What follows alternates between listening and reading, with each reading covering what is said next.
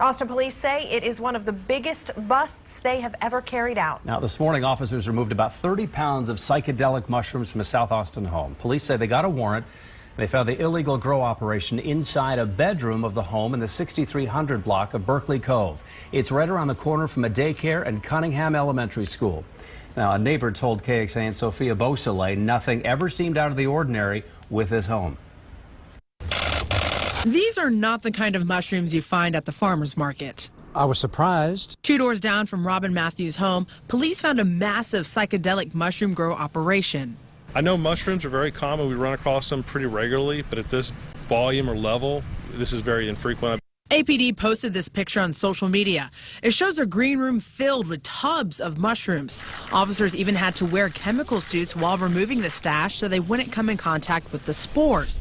Robin says one of the men living in the rental home showed him the backyard before, but he had no idea what was going on inside the home. He had vegetables growing in all the little hydroponic containers and so forth, and it seemed reasonable. And, you know, the joke always was, I wonder what else they're going to grow, that kind of thing. But we never did suspect anything. The home where Austin police confiscated the mushrooms from is located right behind this greenery, which backs into the Berkeley Methodist Child Care Center, and that caused some concerns for people who work here. We have to protect these kids from anything and everything, and you know, it's shocking that it's right behind us. Child care providers found out about the raid and immediately asked police what was going on. The officer said that there wasn't any immediate danger to any of our kids right now. Which Allison says is a relief, but for people who work and live in the neighborhood, it's still quite the shock. Reporting from South Austin, Sophia Beausoleil, KXAN News. Now, officers say nobody was at home at the time, and they haven't yet located a suspect. And they also say it was their own investigation that led them to the place. Investigators also found 9 ounces of dried mushrooms worth more than $2,200.